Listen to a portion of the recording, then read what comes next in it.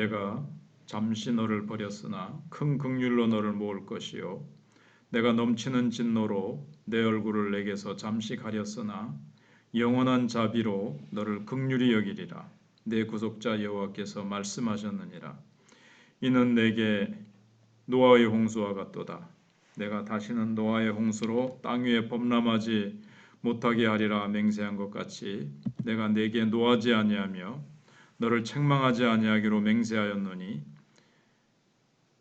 산들이 떠나며 언덕들은 옮겨질지라도 나의 자비는 내게서 떠나지 아니하며 나의 화평의 언약은 흔들리지 아니하리라. 너를 긍휼히 여기시는 여호와께서 말씀하셨느니라. 아멘. 사실 4절부터 10절까지는 하나님의 완전한 회복에 대한 약속입니다.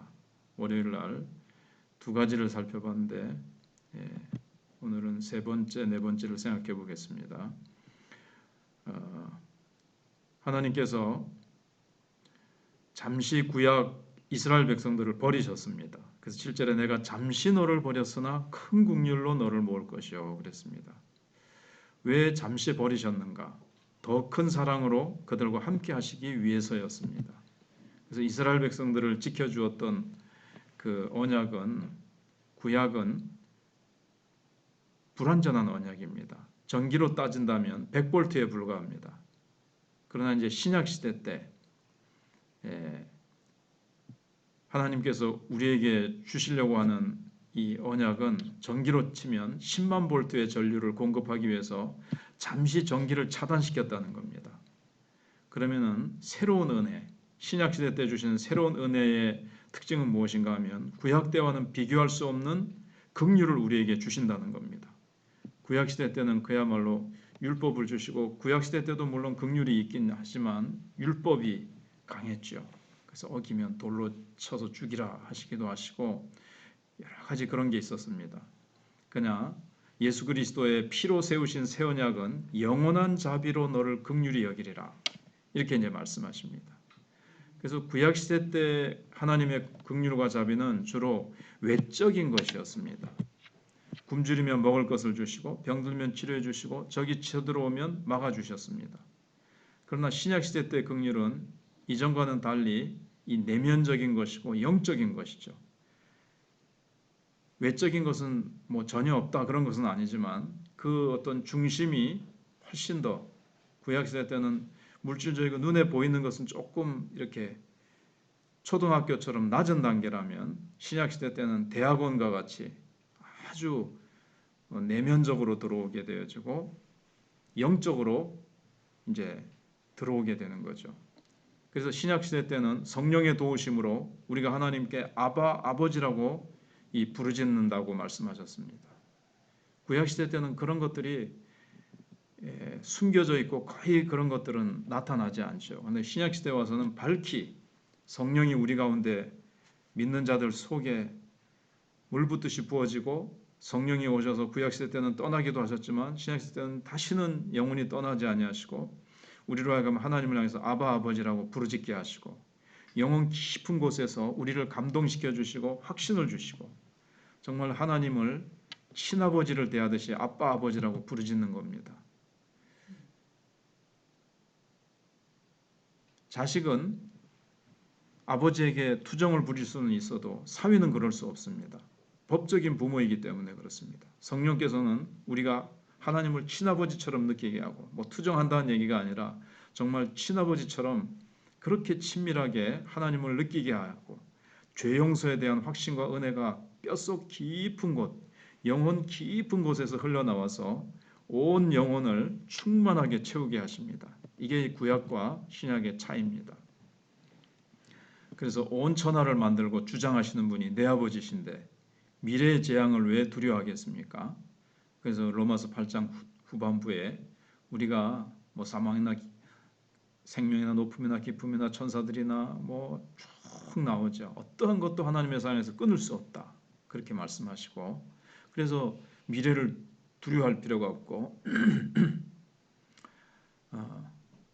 우리가 하나님께서 기도를 들어주시지 않을 때 우리는 하나님이 이렇게 약속하셨는데 하나님 이렇게 약속하셨지 않습니까? 우리는 딱 하나님 앞에 이렇게 주장할 수가 있는 그런 권세까지도 주어진 겁니다. 그래서 그 하나님께서 우리 영혼 속 얼마나 깊은 곳에 은혜를 부어주시는지 이 세상의 어떤 도적들도 이 은혜를 훔쳐갈 수가 없습니다. 그 다음에 이제 네 번째로는 이 언약은 절대로 취소되지 않는다는 겁니다. 그래서 9절에 이는 내게 노아의 홍수와 같도다. 내가 다시는 노아의 홍수로 땅 위에 범람하지 못하게 하리라. 맹세한 것 같이 내가 내게 노하지 아니하며 너를 책망하지 아니하기로 맹세하였노니 하면서 쭉 또 10절에도 조금 전에 읽었던 말씀처럼 그렇게 되는 거죠.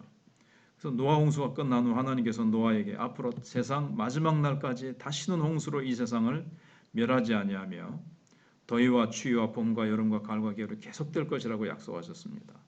그리고 마태복음 24장에도 보시면 마지막 때에 결코 사실은 막 전쟁이 일어나고 기근이 일어나고 막 온 우주가 흔들리는 것 같이 돼도 그걸로 망하지는 않습니다.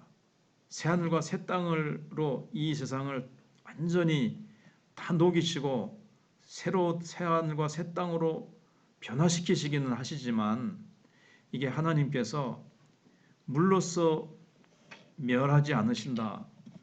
그러니까 어떤 사람은 그 대신에 불로 멸하신다. 이렇게 하셨는데 그런 뜻이 아닙니다. 하나님께서는 이 세상을 다시는 이렇게 재앙으로 멸하시지는 않는다는 뜻이에요.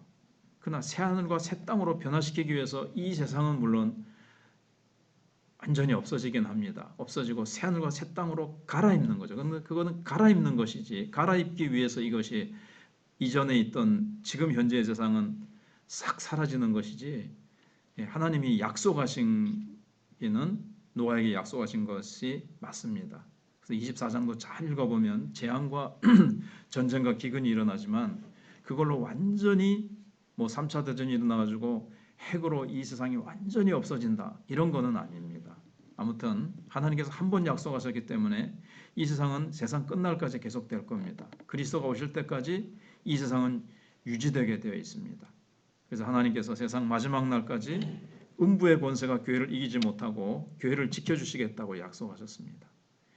인간이 아무리 게으르고 무지해도 말씀과 성령으로 교회가 완전히 사라지지 않도록 다시 또 하나님께서 성령을 부여서 교회가 너무 힘이 없고 사라질 듯 해도 음부의 권세가 사탄이 교회를 완전히 짓밟아서 없애버릴 것 같아도 결코 하나님께서 허락하지 아니하시고 다시 부흥을 주셔서 일으키시고 다시 부흥을 주셔서 일으키시고 그렇게 하십니다.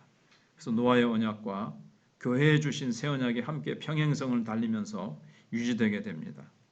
그래서 세상 끝날 때까지 이 세상은 유지가 될 것이고 아무리 전쟁이 터지고 환경이 오염되어도 인류는 완전히 멸망하지 않습니다.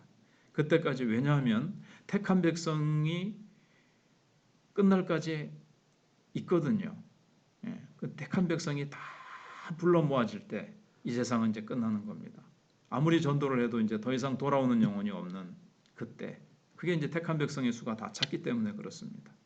그래서 그때까지 교회는 영혼을 구원하는 일을 세상 끝날까지 감당할 것이기 때문에 교회는 세상 끝날까지 사라지지 않고 있게 됩니다. 그래서 하나님께서 택한 자들을 다 구원받게 하셨을 때 이제는 더 이상 전도에도 예수 믿는 사람이 한 사람도 없을 때 인류 역사는 이제 끝이 오는 겁니다. 그래서 지금 모든 민족에게 복음이 전해지리니 그제야 끝이 오신다. 예수님이 이제 끝이 온다. 그렇게 말씀하셨습니다.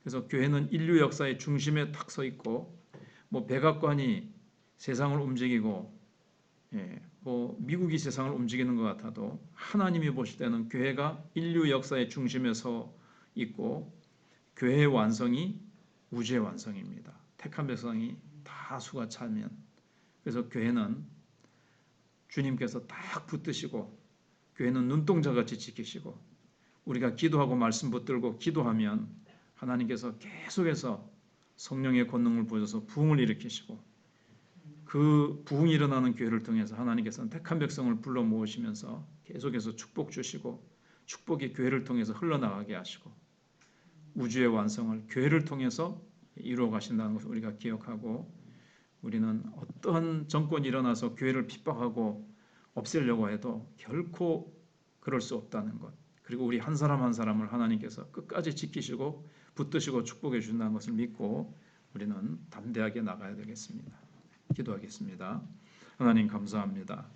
구약의 이스라엘 백성들 하나님께서 그들에게 온갖 것을 주시고 외적으로 아무리 축복하셔도 심령이 변화되지 않는 한 그들이 실패하고 그들은 말씀대로 살 수 없음을 하나님께서 보여주십니다.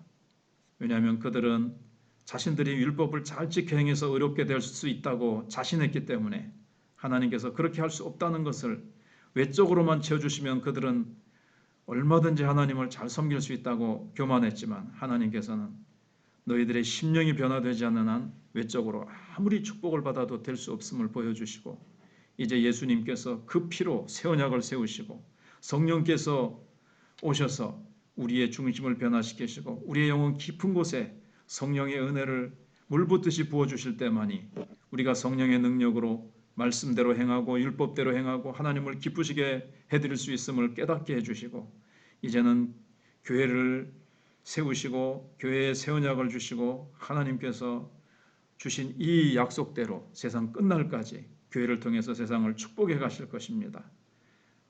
교회가 때로 힘을 잃고 기도가 약해지고 그래서 교회가 성령의 능력에 많이 소진해버리고 정말 힘이 없어지기도 하지만 주님께서는 그대로 내버려 두지 아니하시고 다시 기도하게 하시고 주님께서는 다시 각성시키시고 다시 성령의 능력을 부으셔서 새롭게 해가십니다. 하나님 우리 마천교회가 새롭게 되기를 원합니다. 한 사람 한 사람 깨어나게 해주시옵소서. 기도의 잠에서 깨어나게 해주시고 성령의 은혜를 사모하고 갈망하게 해주시고 하나님 말씀 붙들고 아빠 아버지라고 부르짖는 우리 성도들이 가득하게 해주시기를 원합니다. 그래야 여기저기서 추설 일꾼들로 일어서게 하시고 하나님 앞에서 서로가 서로의 짐을 지며 서로가 서로를 일으켜주는 놀라운 사랑의 공동체로 세워 주시옵소서. 환우들을 기억하시고 하나님께서 우리 다음 세대를 기억해 주시고 군문의 나들들을 지키시며 하나님께서 우리 고려신학대학원과 총회를 기억하시고 한국교회를 기억해 주시옵소서. 하나님께서 오늘도 사랑하는 모든 성도들과 힘있게 동행할 수 있도록 저들의 마음을 주장해 주시기를 간절히 바라옵고 또 10월 말에 있을 또 성례식 그리고 하나님께서 계속해서 이 가을에 열매 맺는 저희들 되게 해 주시옵소서. 예수님 이름으로 기도하옵나이다. 아멘. 기도하시다가